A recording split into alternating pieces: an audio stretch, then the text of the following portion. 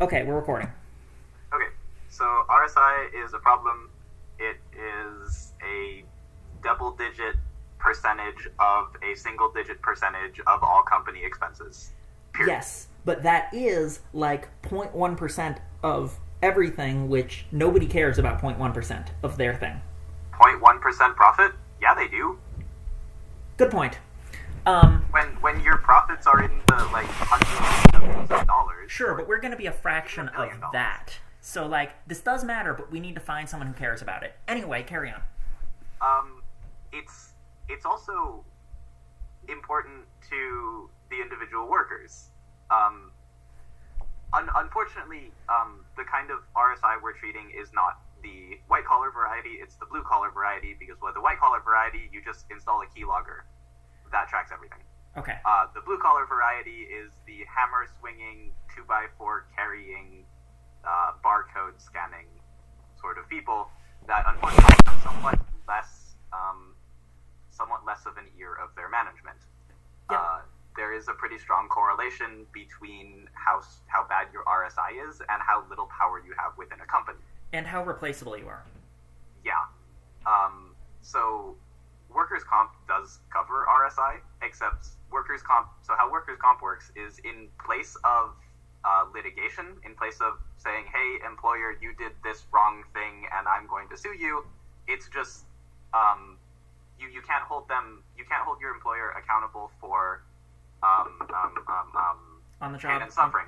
No. Okay. It covers all on-the-job injuries, but you can't hold your employer accountable for pain and suffering unless they do something really horribly wrong. However, it's good for employees in that it avoids litigation, which they would lose more often. So it's like you get injured and then they just give you workers' comp and that's it?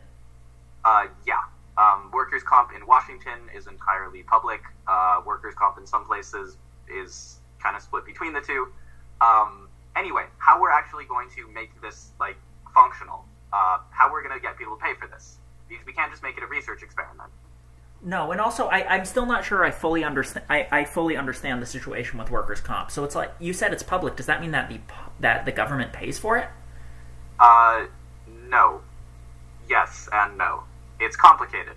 Okay. But I'm guessing that there's just some sort of premiums and that covers stuff. Yeah, so the employer pays for it, the employee pays for insurance, for the employer to pay for the compensation. I'll just pretend like I understood that, even though I didn't. Okay, so basically, if you get hurt at work, doing your work, your employer has to pay for you to not starve. Okay. Because now you don't have a job. Okay. But part of some money comes out of your paycheck as insurance for that. Got it. So it disperses the burden over everybody, and this way you, if you do get injured, there's some sort of safety net that you and your employer have constructed together. Sounds good. It's required in 48 and a half states. Okay. So this is how the costs are transferred to the employer of people getting injured. Okay. So it's bad even if they can replace the employee. Because okay. Because they still have to pay for the injury that they caused. Yep. So can I get rid of this thing? No, I can't. So yeah, how are we going to turn this? How are we going to make this not just a research experiment? Because how do we sell somebody a tangible product? Yep. And how we do it is essentially running controlled experiments inside the company. Okay. If you can collect, so let's take for example auto mechanics. Mm-hmm. This I think would be a very good place to start because RSI is very common. People do the same thing all the day, and a lot of it is fairly heavy stuff. A lot of wrist motion, a lot of vibrations from machinery. I'm thinking auto dealership right now. No, like the place where they make the cars. Oh, okay. The factories. Yep.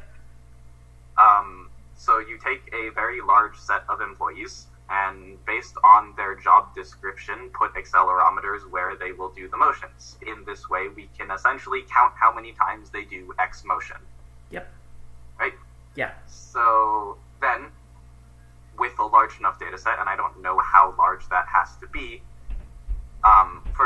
First off, we have to make these accelerometers really, really usable so that they don't get in the way. Incredibly. Yeah. So basically just put them on, press the start button when they start work, press the stop button when they stop work or take a break or whatever. Then we collect all of this data and try and find correlations between the kind of work they're doing, the number of things they're doing, the weight of their tools, and all of these different things, and the resulting repetitive stress. Yep.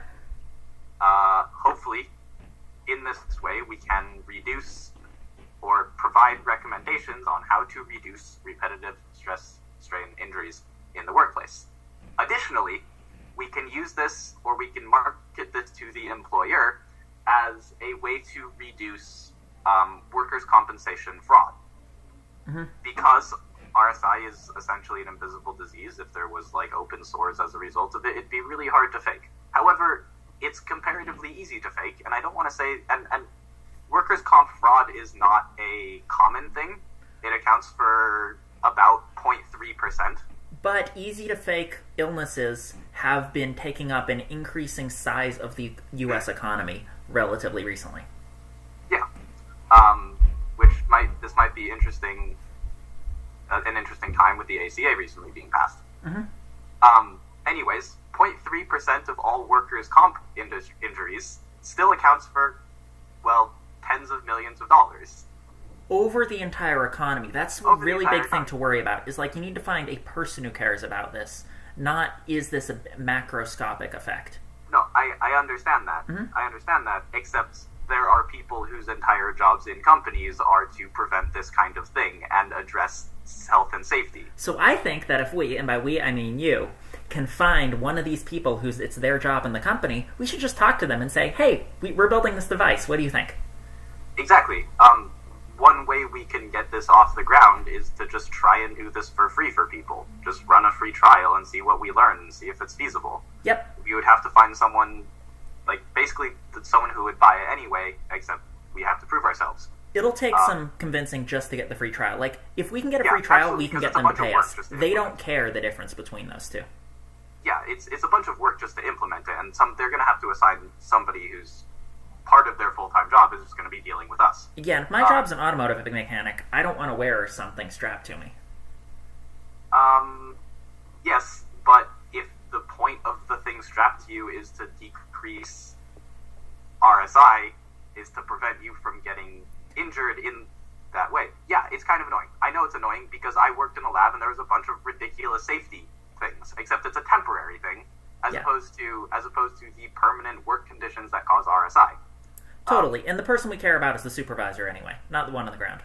I mean, okay, yes, from a business standpoint, they're the people we have to worry about. We have to deal with, except from our, moralistic and Marxist views of the world, how can we use this to benefit the workers? I was talking about getting it implemented, not benefiting. Yeah, but the same, anti-workers' comp fraud issues can also be turned the other way. If a managerial structure is implemented in such a way that these numbers can be used, the employees should be, if the employees can access them, they can say, hey, look, I'm being overworked. I am doing, 2 or 3 times this many damaging motion than most of my coworkers, and we should make some changes. Maybe this is possible. This is not a profit thing. This is not even in our control, but it's something that is like good to take into account. I think that we're in a promising area that we know next to nothing about, and the only way to proceed right now is to find someone who deals with workers' comp and ask them, hey, what can we do with this? That's the only possible way we can go. You know who deals with workers' comp? Who? Cassidy. Wow. Okay. Yeah, so, like, this is good.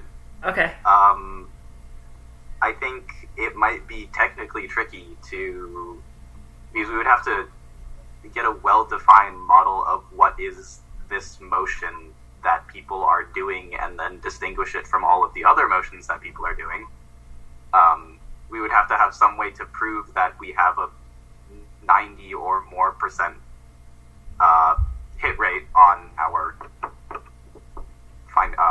sensors. The way you prove that is you just video record someone doing this, which they've probably got security cameras in at least one of the places that we care about, and then just manually correspond the two. Yeah.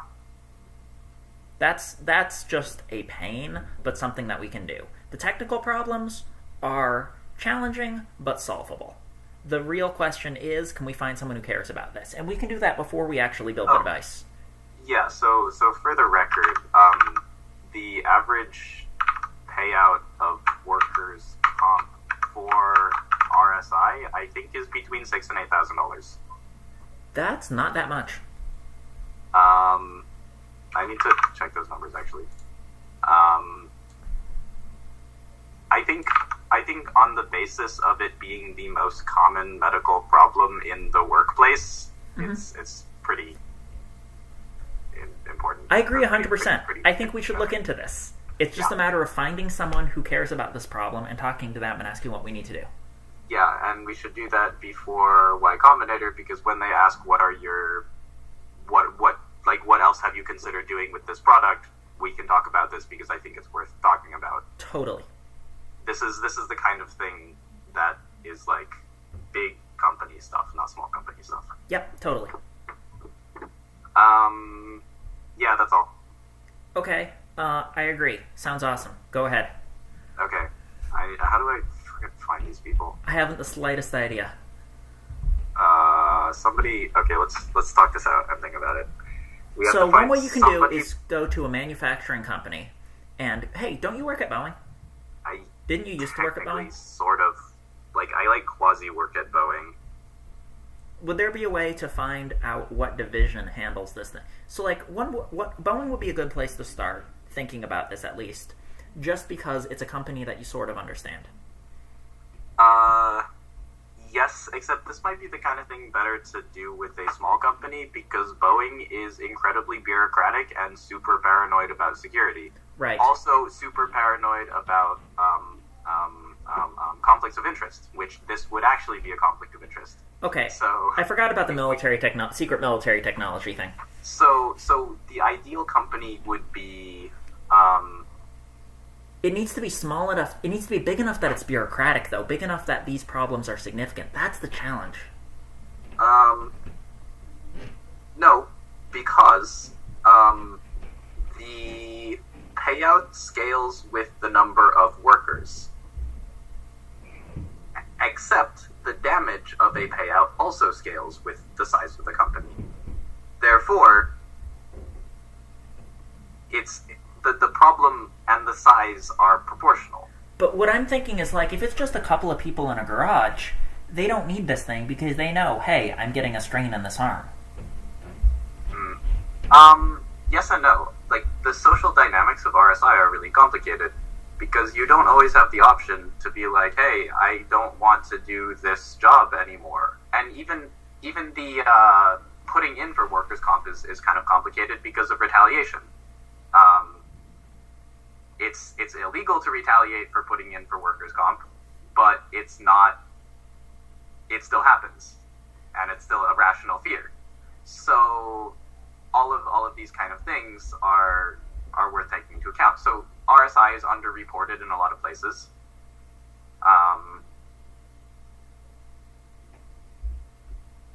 Yeah. So how do we find a company where? So basically, we're looking for a medium-sized company. And looking for ideally someplace that has really, really standardized motions. Yeah, so I'm thinking factory work. Also places like warehouses or counters? barcode scanning. Maybe, but it's got to be a place where you can actually change policies in such a way that you can make a difference. That you can make a trial run.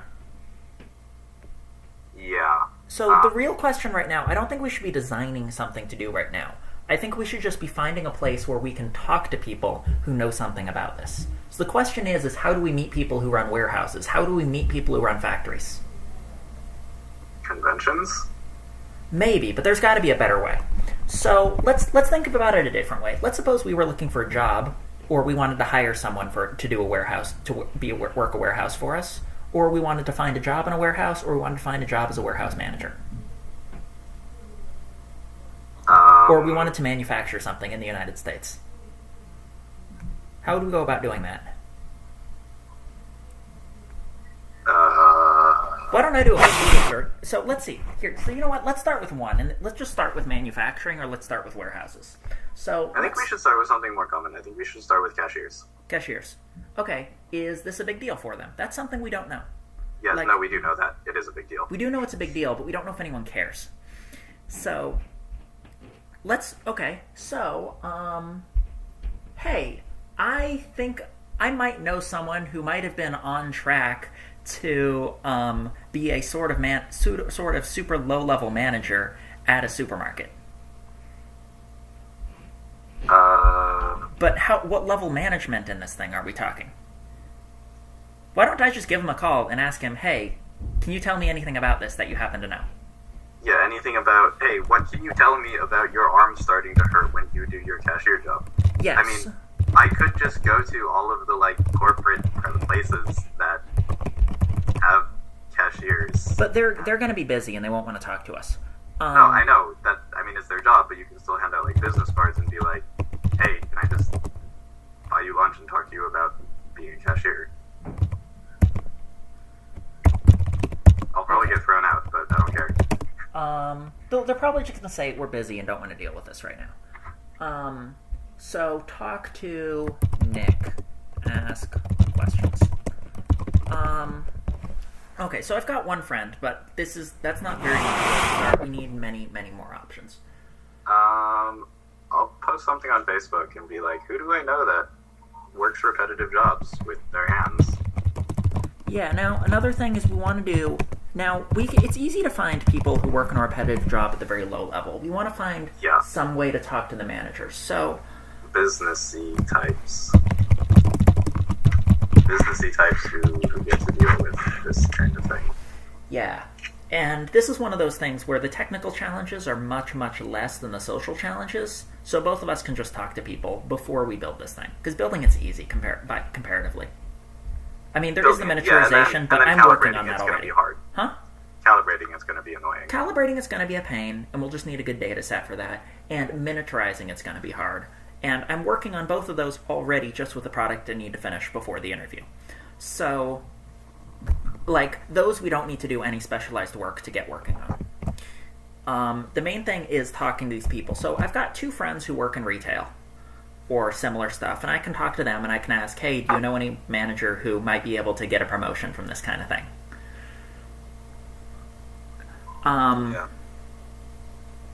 What might also be good, but that's in retail. We also might want to throw a few stabber searchlights out towards the factory and warehouse industries, which we know nothing about. Oh, so then also talk to